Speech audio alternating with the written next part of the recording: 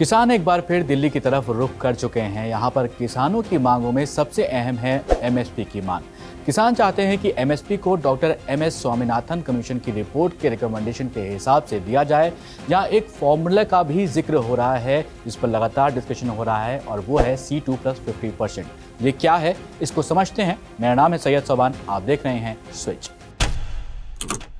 दिल्ली की तरफ कूच कर रहे किसानों की वजह से पंजाब, चंडीगढ़, राजस्थान, हरियाणा, हिमाचल प्रदेश, जम्मू कश्मीर जैसे राज्यों की तरफ आने जाने वाली सड़कों पर ट्रैफिक की हालात बहुत बुरे नजर आ रहे हैं। प्रोटेस्ट कर रहे किसानों को दिल्ली आने से रोका जा रहा है और प्रशासन की ये कोशिश है कि इन किसानों को दिल्ली किसी भी हालत में ना पहुंचने दिया जाए।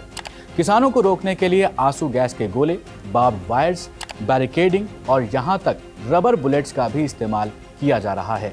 ऐसा नहीं है कि इन किसानों का आंदोलन पहली बार हो रहा है। इससे पहले मोदी सरकार जब 2020 में थी, वहां पर भी उसने किसानों का प्रदर्शन देखा है। इंदिरा गांधी और अटल बिहारी वाजपेयी की सरकारों ने भी किसान आंदोलन देखे हैं।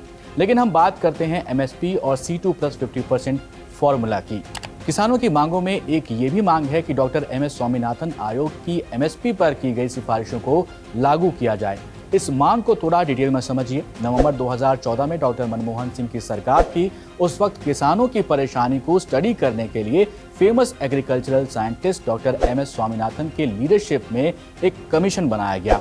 इसे कहा गया नेशनल कमीशन ऑन फार्मर्स। दिसंबर 2004 से अक्टूबर 2006 तक इस कमेटी ने सरकार को 6 रिपोर्ट सौंपी। इसमें कई रिकमेंडेशन किसानों और खेती को लेकर दी गई थी। अब इस रिपोर्ट में C2+50% फॉर्मूला का जिक्र मिलता है। इसका मतलब ये है कि किसानों की इनकम बढ़ाने के लिए उनको उनकी फसल की टोटल लागत का 50% ज़्यादा दिया जाए। अभी जो प्रोटेस्ट चल रहे हैं उसमें किसानों की एक मांग है कि इस फॉर्मूले का इस्तेमाल करके लीगल एक कानून बना दिया जाए। किसानों का कहना है कि पहले भी उनको ये आश्वासन दिया गया था।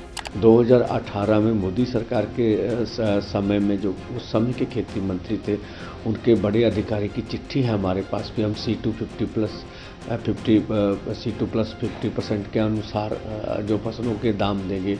इस फॉर्मूले को समझते हैं तो स्वामीनाथन आयोग ने फसल की लागत को 3 हिस्सों में बांटा है। यह है A2, A2+FL और C2। पहले A2 क्या है वो समझिए। इसमें फसल की पैदावार करने में जो कैश खर्चा होता है इसको शामिल किया जाता है, जैसे fertilisers, seeds, water chemicals etcetera.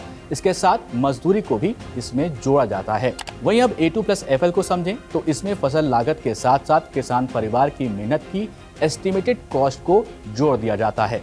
C2 में कैश और नॉन कैश कॉस्ट को जोड़ा जाता है, प्लस जमीन का लीज, रेंट और उससे जुड़ी हुई चीजों पर लगने वाला इंटरेस्ट कॉस्ट को भी शामिल किया जाता है। स्वामीनाथन आयोग ने C2 की लागत को 1.5 गुना यानी कि C2 लागत के साथ उसका 50% खर्च जोड़कर एमएसपी में देने की सिफारिश की थी। बस यही पर आपको बता दें कि किसानों की मांगों में से एक मांग है कि इस सिफारिश के साथ एक लीगल कानून बना दिया जाए। कमेंट बॉक्स में आपसे जानना चाहेंगे कि किसानों की ये जो मांग है कहां तक जायज़ है, आपको क्या लगता है? जरूर कमेंट बॉक्स में लिखकर हमें बताइएगा और ऐसे ही वीडियोस देखने के लिए कीप वॉचिंग स्विच।